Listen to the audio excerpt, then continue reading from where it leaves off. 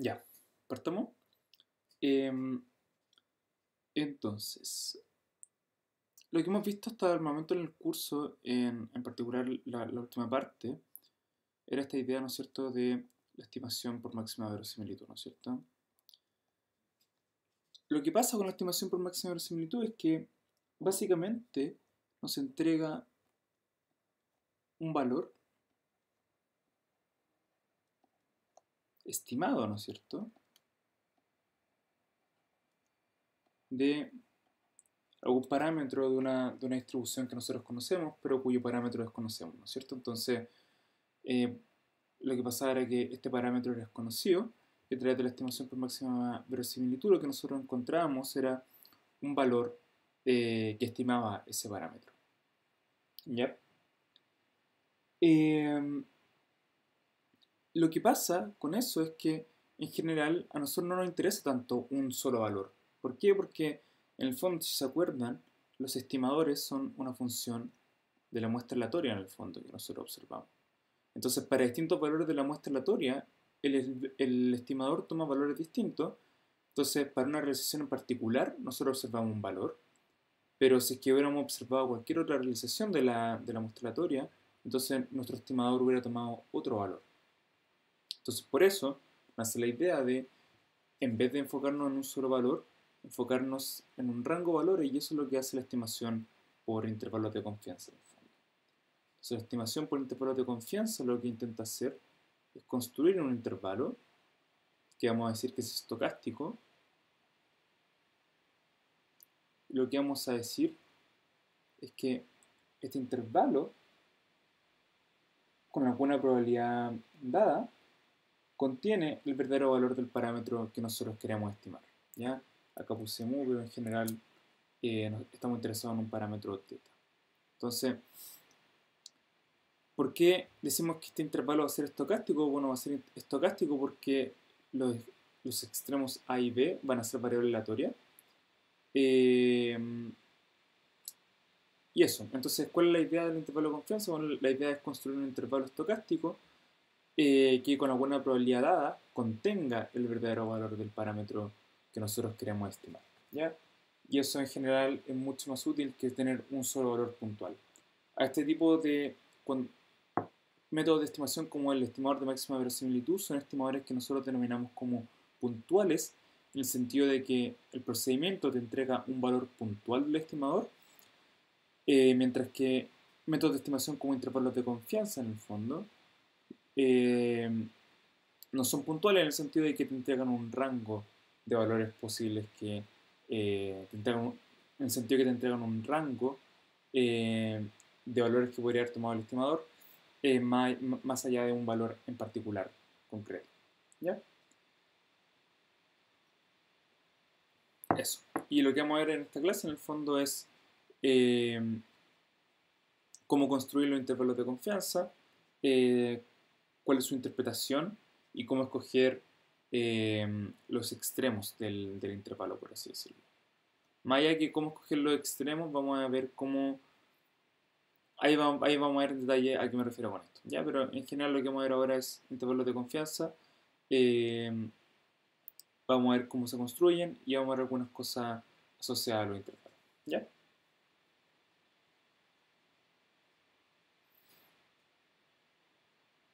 Entonces, lo primero que vamos a hacer es, vamos a partir por un ejemplo que va a ser bastante simple, que en el fondo vamos a calcular el intervalo de confianza para la media mu de una mostratoria cuya densidad subyacente a una normal de media mu y variancia sigma cuadrada. Ya donde, por simplicidad, vamos a asumir que sigma cuadrado es conocido y lo único desconocido es mu.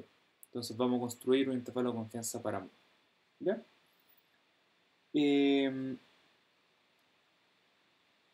Vamos a usar este ejemplo para introducir la idea de pivote, que en el fondo está en el centro de toda la estimación por intervalos de confianza, y después vamos a detenernos un poco más de detalle qué es un pivote propiamente tal, cuáles son las propiedades que tiene que cumplir, y lo vamos a aplicar a otros casos. ¿Ya? Entonces, partamos por el ejemplo.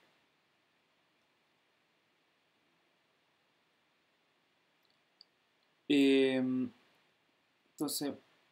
vamos a partir con una mostratoria, como siempre, que va a ser I y D, y cuya densidad subyacente en el fondo era normal de media mu y varianza sigma cuadrada.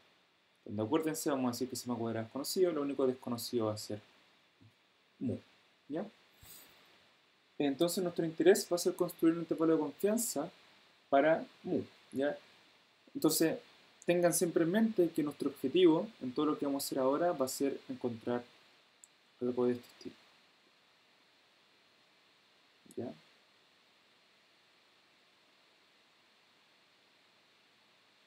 Este es nuestro objetivo. Queremos construir algo de esta forma.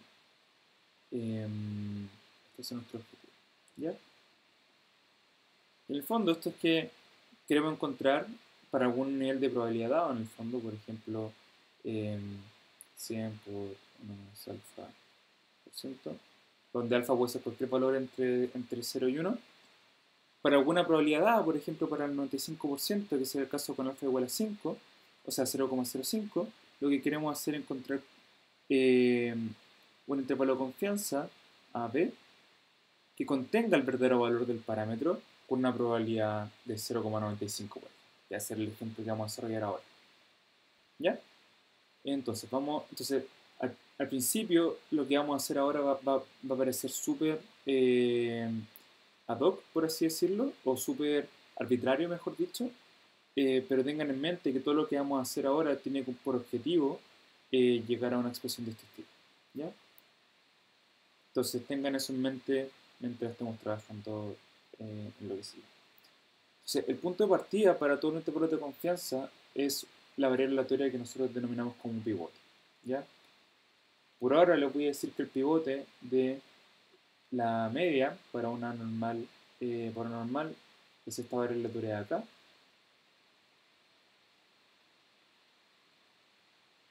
Y vamos a trabajar con. ¿Ya? En general el pivote es dado, no hay una forma mecánica de construir un pivote para todos los estimadores, entonces en general no se preocupen con que nosotros les vayamos a preguntar en una prueba que ustedes propongan un pivote, eso no se los vamos a preguntar. Por lo general se los vamos a dar dados, les vamos a dar el pivote y les vamos a pedir que ustedes comprueben que el pivote cumple con las condiciones para hacer pivote, etcétera, etcétera. Las condiciones que tiene que cumplir el pivote las vamos a ver después de que terminemos el ejemplo, entonces por ahora vamos a desarrollar el ejemplo sin mencionar mucho cuáles son las propiedades teóricas que tiene que tener el pivote, solamente vamos a aplicar y después vamos a detenernos más en cuáles son los detalles. ¿Ya? Entonces, fíjense que el pivote no es nada más que la estandarización en este caso, ¿no es cierto? Como como los XY son normales, esta cuestión tiene una distribución normal de media 0 y varianza 1, y primero vamos a partir por encontrar la siguiente. Vamos a partir por esto.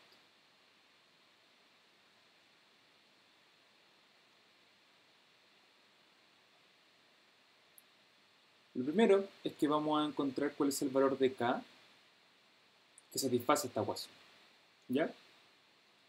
De nuevo tengan en mente que nuestro objetivo va a ser llegar a algo de este estilo, pero por ahora tenemos que pasar por algún espacio intermedio y uno de los espacios intermedios es esta cosa de acá. ¿Ya?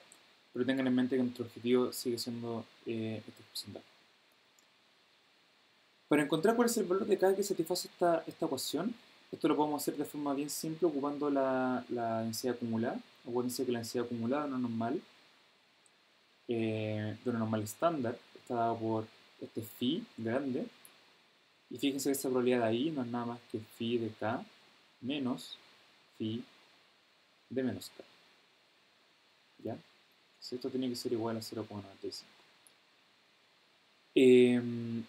Y esto lo podemos reescribir como phi de K menos esta expresión de acá, convénzanse ustedes, pero básicamente por la simetría de la normal, esta expresión de acá es lo mismo que 1 menos sigma, o sea, phi de K. Y ahí esto tiene que ser igual a 0,95. Con un poco de álgebra nos va a quedar que 2 veces la acumulada de K tiene que ser igual a 1,95, por ende, phi de K tiene que ser igual a 0,975. ¿Ya? Entonces, ¿qué significa eso? Eso significa que, supongamos que acá tenemos nuestra distribución normal estándar, supongamos que acá está el 0.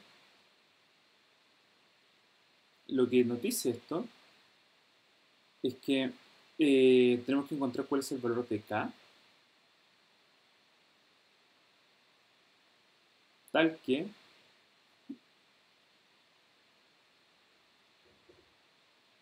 todo este valor,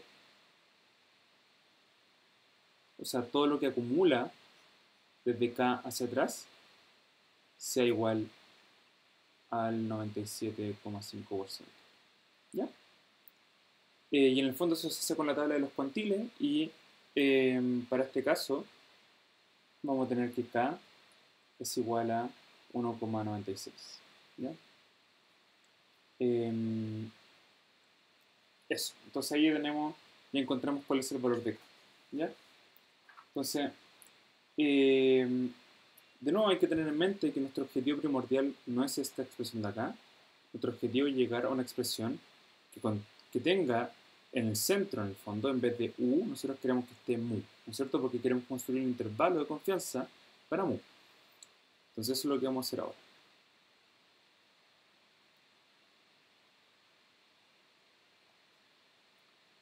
Entonces, queremos encontrar la probabilidad de menos 1,96, porque antes estaba menos K, ¿no es cierto? Pero K era igual a 1,96, entonces lo reemplacé. Queremos encontrar esto. Queremos que esto sea igual a 0,95. ¿Ya?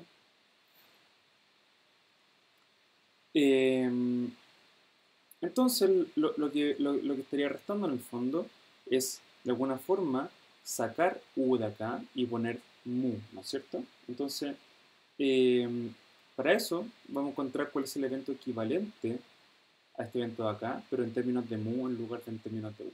¿Ya? Entonces,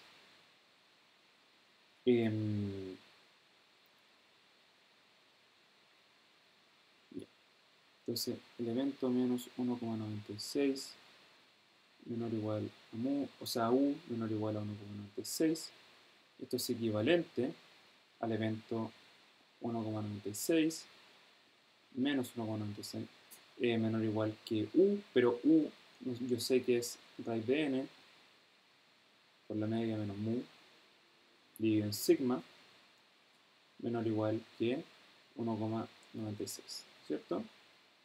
Entonces, acá, después de hacer un poco de álgebra, ustedes lo pueden hacer por su cuenta, pero van a llegar a, si lo hacen con cuidado, deberían llegar a esta expresión de acá. Que en el fondo, primero tienen que dividir por la raíz de n, después multiplican por sigma, después multiplican por menos 1, de ahí hacen el despeje y van a llegar a esta expresión de acá. Llegar a media menos 1,96 por sigma sobre la raíz de n, menor o igual que mu, menor o igual que la media, más 1,96 por sigma sobre la raíz de n. ¿Ya? Entonces, este evento es equivalente a este evento de acá. Y como son eventos equivalentes, tienen la misma probabilidad. Entonces, vamos a llegar finalmente a esta expresión de acá. Cn menos 1,96 sigma raíz de n menor o igual que mu menor o igual que esto de acá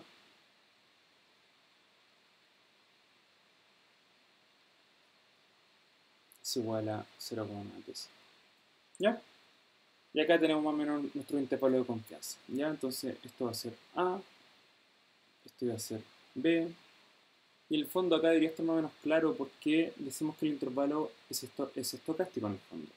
¿Por qué? Porque el intervalo es una variable, los extremos del intervalo son variables aleatorias. ¿Por qué? Porque la media es una variable aleatoria, ¿cierto? Entonces, toda esta expresión de acá va a ser una variable aleatoria y en este caso es lo mismo. ¿ya?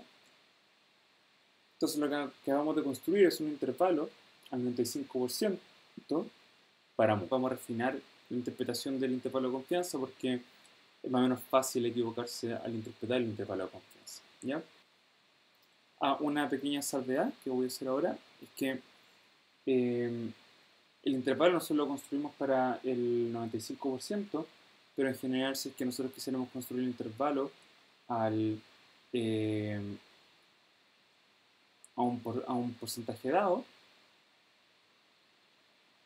lo único que tenemos que hacer es modificar un poco cómo calculamos el K en el fondo. Entonces, para cualquier valor de alfa entre 0 y 1, vamos a tener un intervalo de confianza distinto. Y en el fondo, para calcular, en ese caso, los valores de K,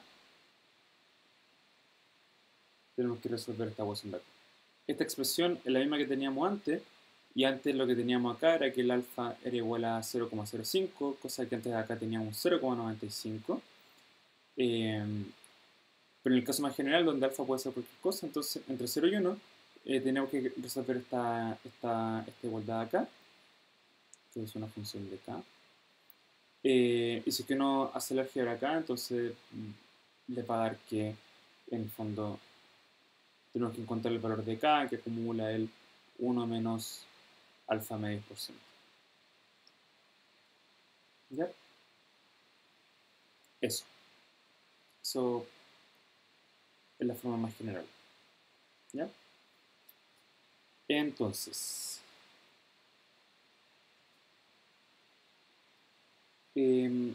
volvamos ahora a la idea del pivote. Entonces, ¿qué fue lo primordial en el ejemplo que acabamos de hacer? Lo primordial fue el que contáramos con esta variable aleatoria que yo les dije que se llama pivote, ¿no es cierto? Que en este caso le va a ser esta expresión de acá. Entonces, el pivote, como yo les decía antes, tiene que cumplir algunas condiciones técnicas para que sea un pivote propiamente tal. El pivote es distinto para cada estimador, obviamente. En este caso, para la media muestral, este es el pivote que se ocupa. O sea, para la media de una distribución normal, este es el pivote que se ocupa. Para otros parámetros, para hacer otro el pivote, en general no hay una forma mecánica para construir el pivote, incluso hay algunos parámetros para los cuales no se va a poder construir el pivote, pero en general nosotros les vamos a dar el pivote a ustedes en los ejercicios que tienen que hacer. Y el pivote tiene que cumplir tres condiciones básicamente. ¿Ya? Entonces vamos a ir por las condiciones rápidamente. La primera condición es que el pivote tiene que incluir el parámetro de interés. Ya en este caso el parámetro de interés será mu. Entonces, el pivote tiene que tener en algún lado, tiene que tener el parámetro de interés. En este caso está acá. ¿Cierto? Entonces, cumple la primera condición. La segunda condición es que la distribución del pivote no puede depender del parámetro que nosotros queremos estimar. Y entonces, la distribución del pivote no puede depender del parámetro que nosotros queremos estimar, en este caso de mu. Y aparte, la distribución tiene que ser conocida. ¿Ya? Este es un buen punto para que ustedes reflexionen, pongan pausa, vean lo que hicimos antes y se pregunten por qué necesitamos que la distribución sea conocida. ¿Ya? La respuesta la voy a dar después en el siguiente ejemplo que vamos a dar, pero es bueno que ustedes se pregunten por qué. ¿Ya?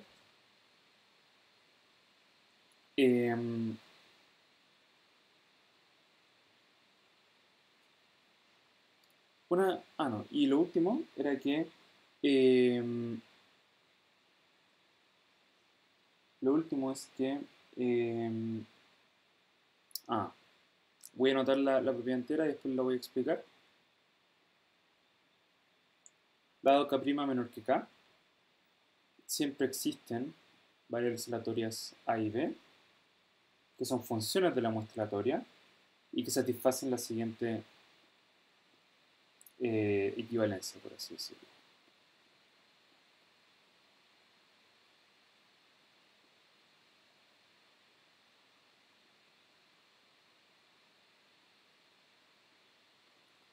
¿Ya? Esto puede parecer un poco abstracto, pero básicamente lo que te dice es que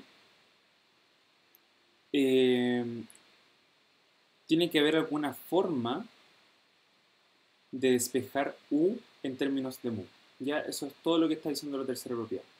En el fondo, yo tengo que encontrar alguna forma para despejar U y para dejar solamente mu al centro, cosa que yo pueda construir el intervalo. ¿Ya? Entonces, esa es la propiedad. Eh, lo que dice la propiedad es que, de nuevo, hay una forma de invertir U, por así decirlo, cosa tal de que yo pueda despejarlo en términos de mu, ¿ya? O en términos del parámetro de interés. Eso es todo lo que te está diciendo la tercera propiedad, ¿ya? Entonces, los pivotes tienen que cumplir tres condiciones y, y en este caso, el pivote que le había dado al principio cumplía las tres, ¿ya? Noten que en la segunda propiedad, noten que la distribución de U era una normal 0,1, ¿no es cierto? Como en esta distribución no aparece mu no está, mu no está, ¿ya? Como mu no está, la distribución de 1 depende de mu, ¿ya? Y por eso está bien ocuparlo.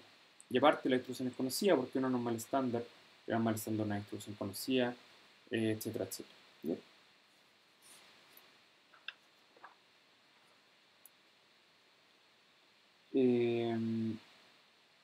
Entonces, ahora lo que vamos a hacer vamos a hacer un ejemplo más, pero vamos a construir un intervalo de confianza para la varianza de una variable aleatoria normal con medida conocida, ¿ya? Entonces, de nuevo, supongamos que tenemos una mostratoria que es I de y que proviene de una normal de media 0 y varianza sigma cuadrado, ¿ya? Entonces, estamos asumiendo de que la media es conocida y que es igual a 0 y lo único que es conocido entonces es sigma cuadrado, ¿ya? Y vamos a construir un intervalo de confianza para sigma cuadrado. El pivote en este caso va a estar dado por esta variable aleatoria de acá, que es la sumatoria al cuadrado, es la sumatoria de los xy al cuadrado sobre sigma cuadrado, ¿ya? Y notemos que esto es lo mismo que la sumatoria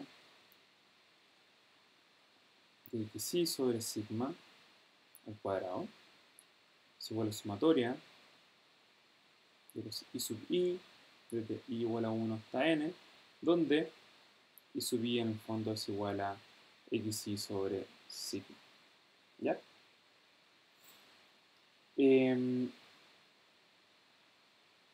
Notemos, veamos si que cumple las propiedades para ese pivote. La primera propiedad lo que decía era que tenía que estar, sí, el parámetro de interés tenía que estar metido en el pivote. En este caso comprobamos al tiro que así es, porque está ahí. Entonces la primera condición sí se cumple. La segunda condición era que la distribución del pivote no puede depender del parámetro de interés, en este caso sigma cuadrado. Comprobamos eso entonces. Notemos que el i sub i en el fondo, i sub i es xy sobre sigma. Pero esto es una normal estándar. ¿Por qué? Porque fíjense que en este caso la media es 0, entonces esto es lo mismo, que x sub i menos la media, que es 0, dividido en sigma. Y esto es la definición de la estandarización, ¿no es cierto? Entonces esta cuestión es obvio que, o dice ser más o menos claro, que esta cuestión es una normal estándar, ¿ya? K sub i es una variable normal estándar independiente. ¿Por qué? Porque cada i sub i es independiente, entonces cada xy es independiente, por supuesto, y los i sub i son la estandarización de cada uno de los xy, y como los xy eran independientes, entonces los i sub i van a ser independientes entre sí. Y notemos que al final del día nuestro pivote era igual a la sumatoria de los I sub I al cuadrado, desde I igual a 1 hasta n. ¿Y cuál era la distribución que nosotros hemos visto que tenía la suma de n variables aleatorias normales estándar al cuadrado? ¿Cuál era? Nosotros hemos visto en la parte de test que esto seguía una distribución chi cuadrado con n grados de libertad. ¿Cierto? La distribución chi cuadrado se obtenía a través de la suma, o sea, cuando yo tenía una suma de variables aleatorias normales estándar al cuadrado, eso sigue una distribución chi cuadrado con grados de libertad igual a la cantidad de variables aleatorias que estoy sumando. En este caso son n, entonces está un chi cuadrado con n grados de libertad. ¿Ya? Entonces la distribución aparte es conocida. Y es independiente de sigma, de sigma, ¿no es cierto? De sigma cuadrado. ¿Por qué? Porque acá no aparece en ningún lado sigma.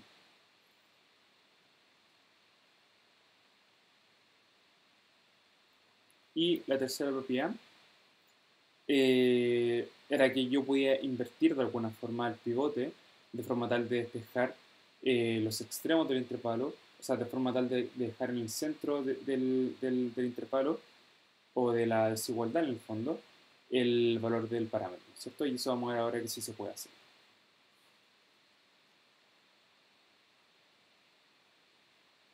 Entonces, primero, esto lo vamos a ver ahora. Primero, hagamos lo mismo que habíamos hecho antes, que era encontrar cuál es el valor de K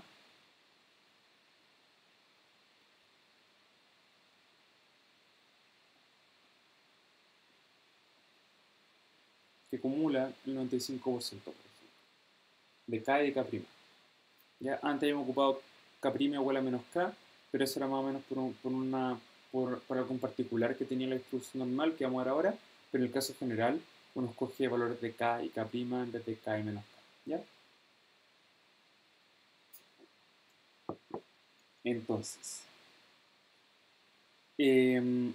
¿cómo encuentro estos valores? Acuérdense, o veamos primero un poco la distribución.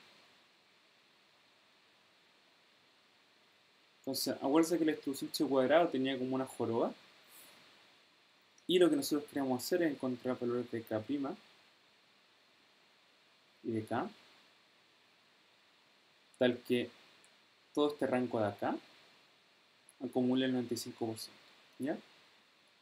Entonces,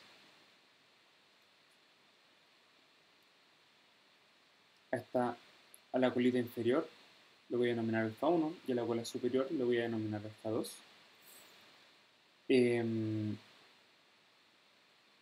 Para encontrar los valores de K y de K', lo que tenemos que hacer es lo siguiente. Tenemos que encontrar cuál es el valor de K' que acumula alfa 1% y cuál es el valor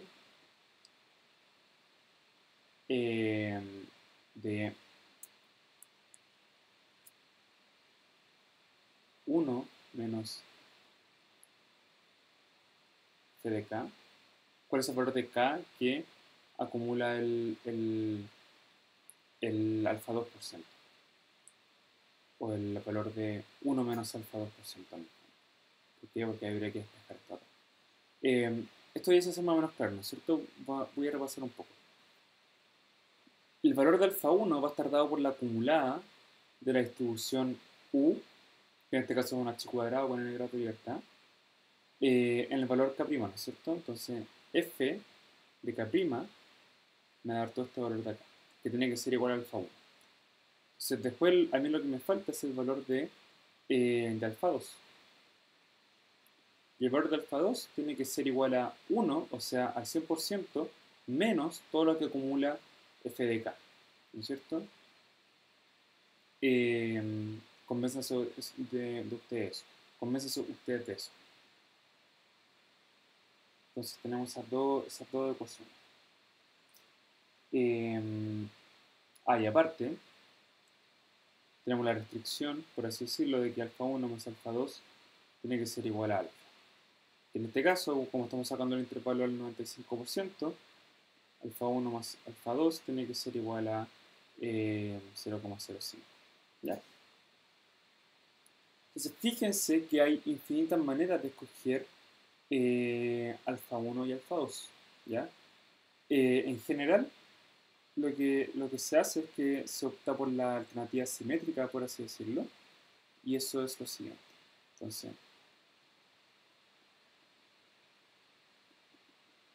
el caso simétrico es considerar que alfa 1 y alfa 2 acumulen la misma probabilidad. Alfa, medios. ¿Ya?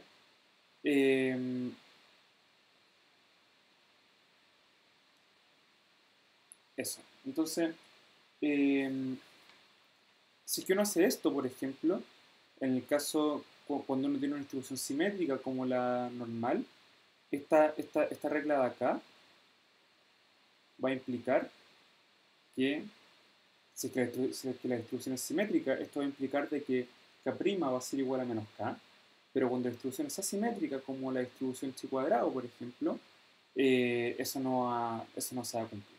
¿Ya? Entonces eso. Por ahora sí vayamos al tercer punto. Ahora sí hagamos el tema de comprobar que podemos invertir el pivote de forma tal de despejar sigma. Entonces, vamos al tercer paso. O sea, el tercer punto de... Bueno, comprobemos la tercera propiedad del pivote. Entonces, igual que antes, tenemos k' menor o igual que u menor o igual que k. Y esto es equivalente a k' menor o igual que la sumatoria de xy al cuadrado sobre sigma cuadrado menor o igual que k. Y acá despejar es bastante simple, ¿no es cierto? Después de hacer el álgebra vamos a llegar a esta expresión de acá.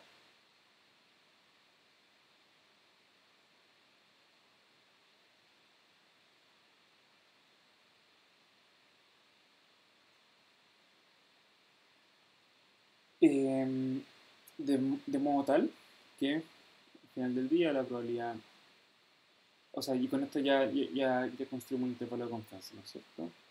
Acá lo voy a anotar más formalmente, o sea, en términos de la probabilidad, menor o igual que sigma cuadrado, menor o igual que la sumatoria de xy a un factor cuadrado sobre k', y esto tiene que ser igual a el 95%, ¿cierto? Porque estamos construyendo un intervalo para el 5%. O pongámoslo en términos más generales, tiene que ser igual a 1 menos alfa.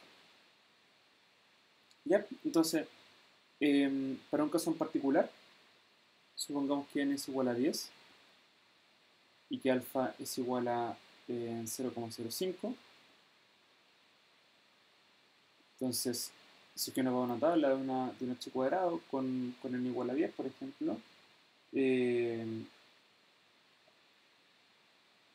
y uno busca los valores de k y de k', entonces vamos a ver que k' va a tomar el valor 3,247 y k va a tomar el valor 20,483. Entonces, convengamos que la sumatoria de los xy al cuadrado es una variable aleatoria, ¿no es cierto? Entonces nosotros podemos escribir el intervalo de confianza estocástico de esta forma acá, como A y B, en el fondo A y B es 0,488 por la sumatoria de x al cuadrado, coma 0,388 por la sumatoria de x al cuadrado. Donde en el fondo, ¿dónde salen estos numeritos de acá? Bueno, nosotros habíamos calculado cuánto era k y k', tienen que tomar el inverso de eso para sacar estos valores de acá. ¿Ya? Quiero comprobar si es que esos valores están bien. Más o menos 20,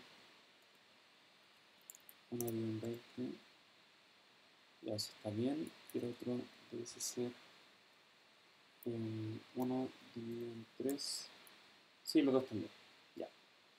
Entonces, en este caso de acá, este intervalo de acá está compuesto de dos variables aleatorias, ¿no es cierto? Esto es una variable aleatoria que podemos denominar A y esto es una variable aleatoria que podemos denominar B.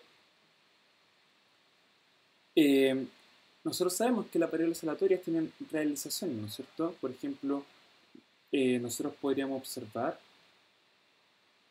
la realización de la sumatoria de dos variables aleatorias x y al cuadrado.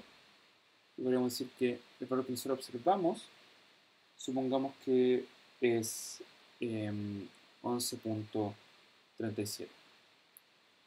En este caso, el intervalo de confianza va a estar dado por 0.55, 3.5. Entonces fíjense que acá teníamos el intervalo en términos de variable aleatoria, ya que lo tenemos en términos de la realización. Y estos son valores que nosotros podemos graficar en R, ¿no es cierto? Esto no es un valor que nosotros podemos graficar en R. ¿Por qué? Porque ¿cómo podemos graficar en R estas variables aleatorias, por ejemplo? ¿Ya? Pero esto es un intervalito. Si yo tengo la recta real, R, acá, y acá está el 0, por ejemplo, yo sé que acá está 0,55 y acá debería estar más o menos como 3.5. Y este sería el intervalo realizado para nuestra realización en particular. Entonces, la pregunta relevante es cómo interpretamos los intervalos de confianza. ¿Ya? La forma correcta de interpretar los intervalos de confianza es que si es que nosotros observáramos muchas muestras de tamaño igual a 10 y para cada una de esas muestras nosotros calculáramos el intervalo AB, este intervalito de acá, entonces el 95% de las veces este intervalo contendría el verdadero valor del parámetro, contendría el verdadero valor del parámetro. Esa es la conclusión. Entonces, de nuevo, ¿cuál es la interpretación correcta del intervalo de confianza? La interpretación correcta es que si es que nosotros tuviéramos muchas muestras de tamaño igual a 10 y calculáramos el intervalo de confianza para cada una de esas muestras, entonces el 95% de las veces el intervalito AB, contendría el verdadero valor del parámetro de interés. ¿Ya? Esa es la interpretación correcta del intervalo de confianza. ¿Ya?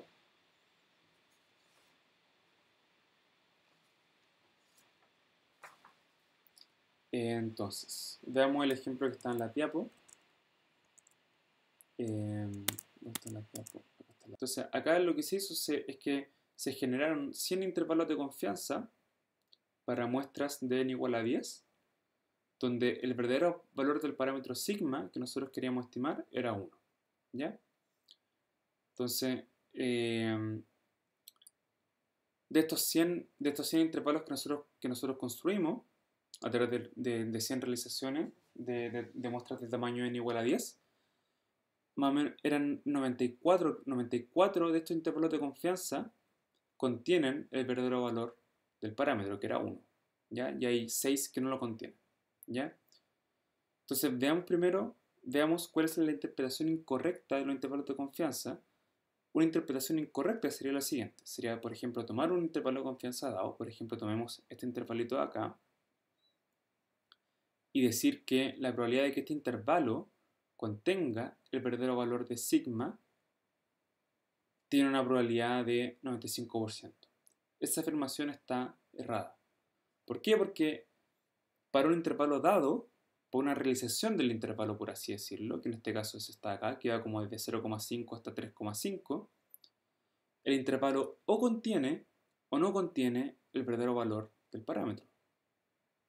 ¿No es cierto? Porque el valor del parámetro verdadero está dado y tiene una realización, y en este caso, con un 100% de probabilidad, o sea, segura, con un 100% de probabilidad, este intervalo sí contiene al verdadero valor del parámetro. Por ejemplo, este intervalo de acá, con un 0% de probabilidad contiene el intervalo. Pero no hay medias tintas, por así decirlo. No hay una probabilidad de 50% que este intervalo contenga el verdadero valor. Como en este caso, este intervalo de acá contiene al 1, si lo contiene, siempre lo va a contener este intervalo, porque es una realización del intervalo y ya contiene el valor 1.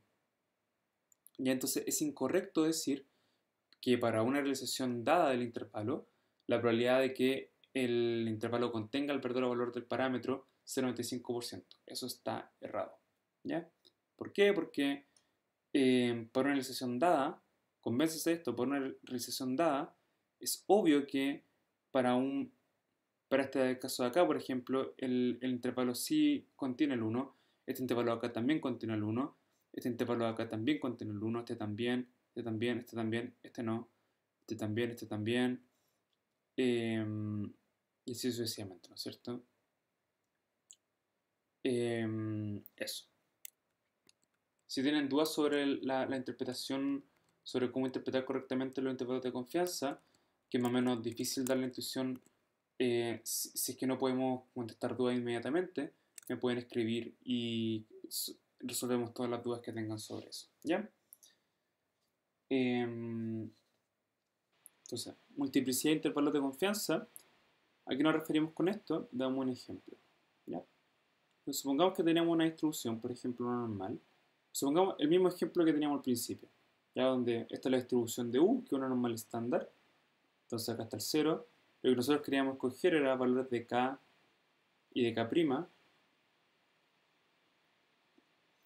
de modo tal de que este intervalo acumulara el 95%, por ejemplo. ¿No es cierto? Eso fue lo que hicimos al principio. El tema es que lo que nosotros hicimos fue que K' fuera igual a menos K, por ejemplo. Y con eso encontraba una forma de acumular el 95%, que era única, que era cuando K era igual a 1,96. El problema es que hay infinitas formas de escoger combinaciones de K y K' que acumulen el 95%. Bueno, por ejemplo, si que nosotros tuviéramos algo así, supongamos que esto de nuevo es una normal estándar y que el pivote de la media estandarizada, acá está 0, yo podría haber escogido algo de esta forma, por ejemplo, que acá acumulara, que acá estuviera K',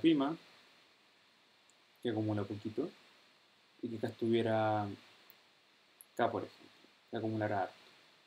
Siempre teniendo cuidado en el fondo de que si es que esto es alfa 1 y si es que esto es alfa 2, entonces alfa 1 más alfa 2 tiene que ser igual a 0,05.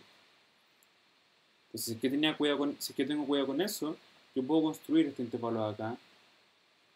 O sea, puedo encontrar valores de K y K' que acá acumulen el 95%.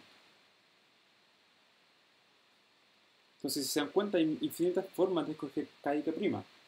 Entonces, la pregunta, por eso hay múltiples intervalos de confianza, pero la pregunta es, ¿con qué intervalo nos quedamos en el fondo? Y la respuesta es que es muy razonable, es que nos vamos a quedar siempre con el intervalo más corto, por así decirlo. ¿Ya? Entonces nos vamos a quedar con la combinación de K' y K que nos entregue el intervalo de confianza más corto. Ese es el criterio en general. ¿Ya? Ahora, hay que tener cuidado con una cosa. Si es que yo les digo que nos tenemos que quedar con la combinación de K y K' que nos entrega el intervalo de confianza más corto, una, eh, una persona bien intencionada podría pensar, bueno, entonces eso se reduce a escoger el valor de K y K' que minimiza K menos K'. ¿Por qué K menos K'? Porque K menos K', si se dan cuenta, es el largo de este intervalo. Y uno podría pensar muy bien intencionadamente que si es que yo minimizo esta distancia de acá, Entonces también minimizo el intervalo de confianza. Acuérdense que el intervalo de confianza no es con K y con K', sino que es eh, sobre nota. Lo que está mal, suponiendo que lo que nosotros queremos es minimizar K menos K', es que estamos asumiendo que lo que nos interesa es esta desigualdad en lugar de esta desigualdad.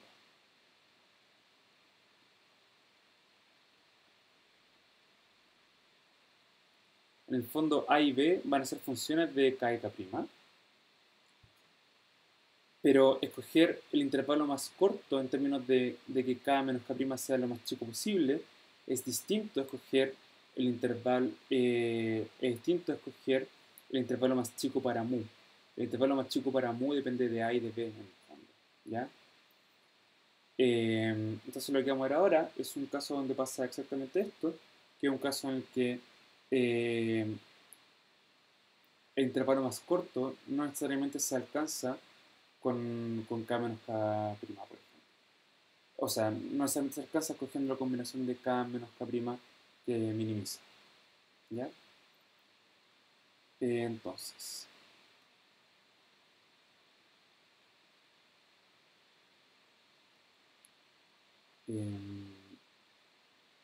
lo que vamos a ver ahora es ese ejemplito. O sea, el ejemplo que vamos a ver ahora es de un uniforme con una sola observación. Lo que vamos a hacer es encontrar el valor óptimo de alfa de forma tal de minimizar el valor con el intervalo. ¿Ya? Eso es lo que vamos a hacer. Entonces vamos a contar con una sola observación.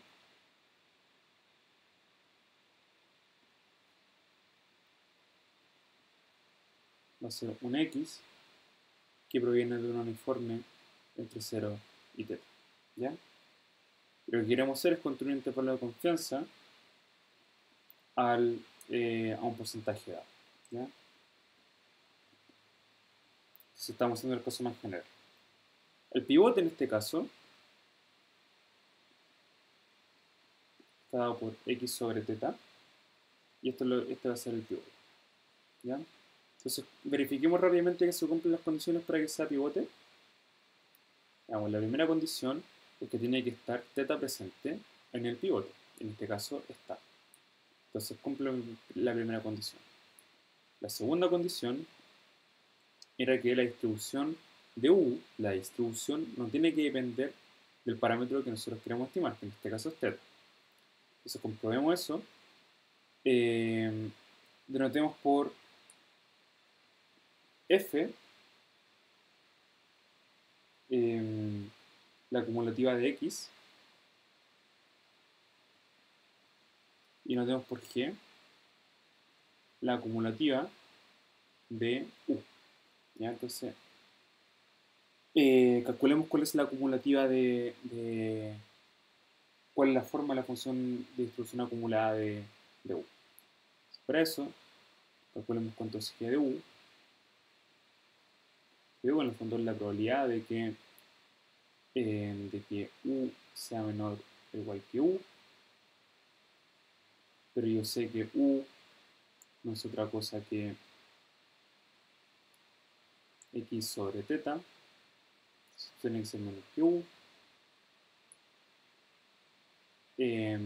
Por ende, es lo mismo que la probabilidad de que X sea menor o igual que U θ.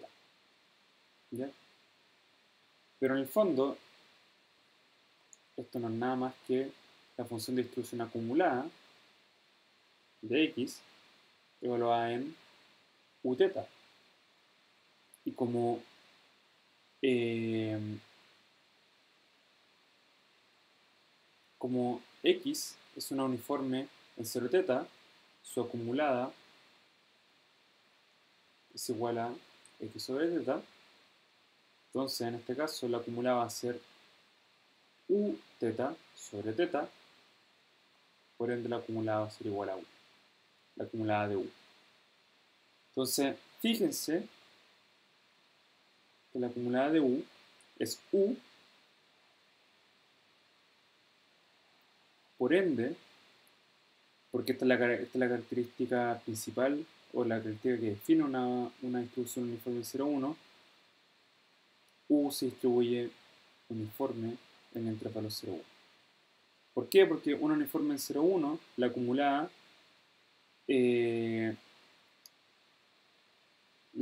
evaluada en un punto es igual a ese punto, ¿ya?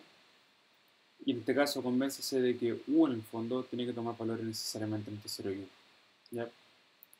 Eso es más o menos directo si es que notan esta cosa acá, cómo se construye U, ¿ya? Entonces U tiene una distribución uniforme en 0, 1, y esta distribución no depende de teta. Como no depende de teta, cumple la segunda condición. Y la tercera condición era que nosotros pudiéramos despejar esta expresión de acá en términos de teta en este caso, ¿no es cierto? Entonces, déjenme delimitar.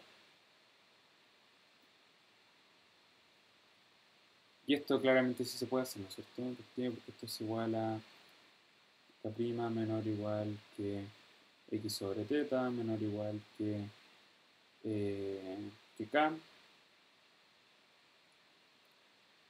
Entonces, bueno, si hacen un poco el álgebra, esto va a terminar en que X sobre K tiene que ser menor que teta, menor que X sobre K'. ¿Ya?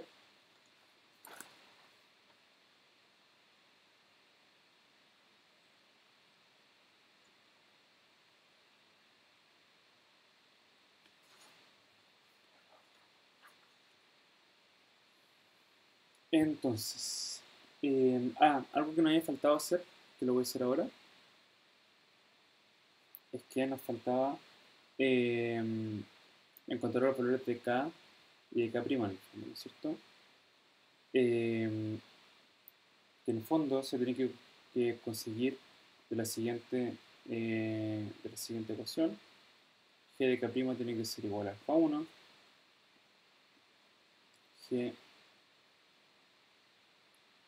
y 1 menos G de K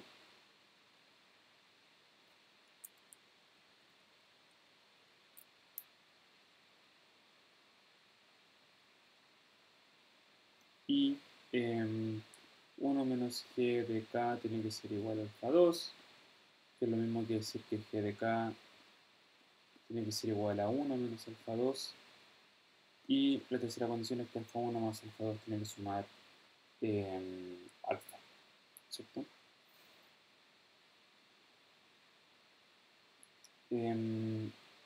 Entonces,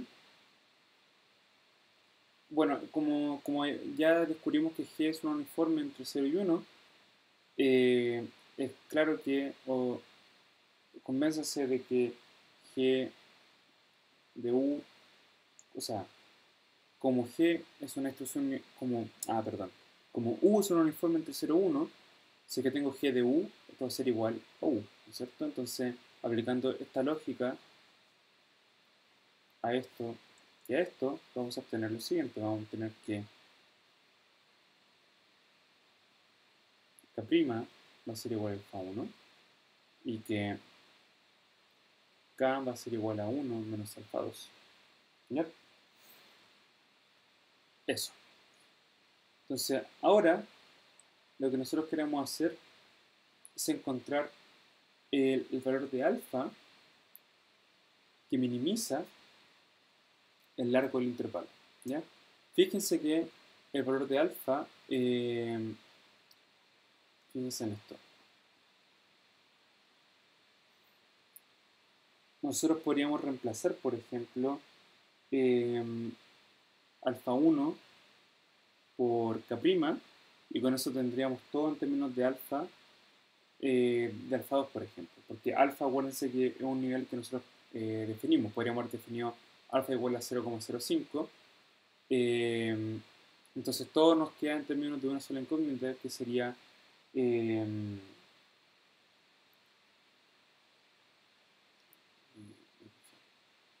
Entonces lo que vamos a hacer ahora es encontrar cuál es el valor de K, o sea, vamos a encontrar cuál es el valor de alfa que minimiza el arco del intervalo, ¿ya? Primero, notemos que el arco del intervalo, que vamos a denominar por L, es igual a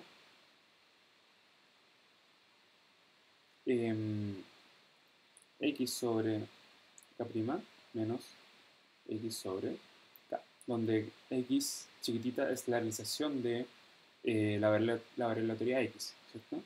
Entonces, primero, ¿por qué el arco del intervalo está dado por esto? Bueno, porque nosotros anteriormente hayamos encontrado que lo que nosotros encontramos recién,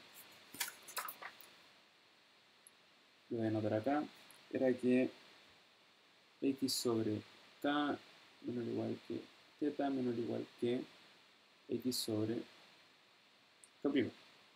Entonces, si esto cuando tenemos la realización de los x, entonces el intervalo va a estar dado por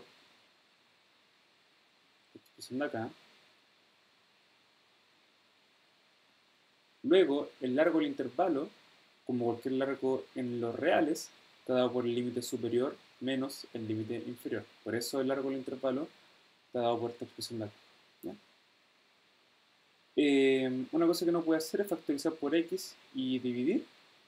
Vamos a hacer eso, entonces vamos a terminar con x con L sobre x igual a 1 sobre K' menos 1 sobre K, y en el fondo esto es 1 sobre alfa 1 menos 1 sobre 1 menos alfa 2, y esto es igual a 1 sobre, voy a reemplazar alfa 1 como alfa menos alfa 2,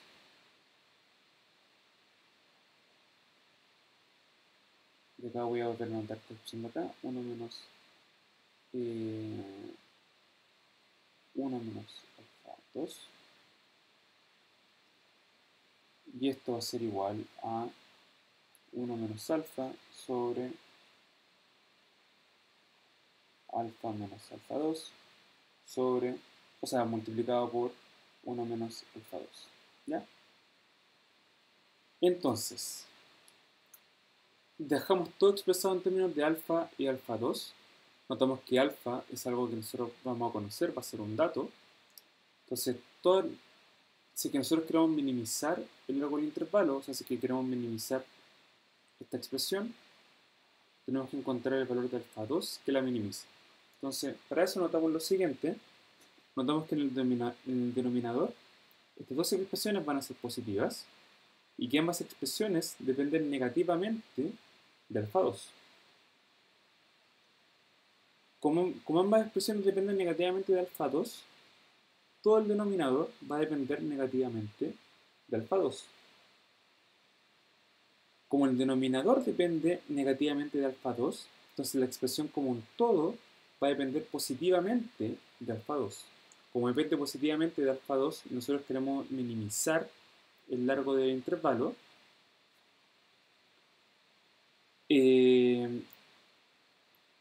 Basta que nosotros hagamos alfa 2 tan chico como es posible, y el valor más chico que puede tomar alfa 2 es igual a 0. Entonces alfa 2 lo vamos a setear igual a 0, y con eso vamos a encontrar que en el fondo nuestro intervalo de confianza va a estar dado por x, x. Entonces, ¿por qué esta expresión de acá? Bueno, ¿por qué? Porque si es que alfa 2 es igual a 0, entonces K va a ser igual a 1. Entonces K va a ser igual a 1 y K' va a ser igual a alfa 1. Pero alfa 1 va a ser igual a alfa, por ende esto va a ser igual a alfa. ¿Ya? Por eso quedamos con este intervalo. Entonces, eso. Lo que sigue que no alcanzamos a cubrir en la clase de ahora es cómo se construyen los intervalos unilaterales, porque por ahora hemos visto intervalos bilaterales. Pero eso va a quedar pendiente para la guía, y de todas formas está en la diapositiva, y cualquier duda, por supuesto, me pueden preguntar por correo o en la FEN, como ustedes prefieren. ¿Ok? Entonces eso por ahora. Chau.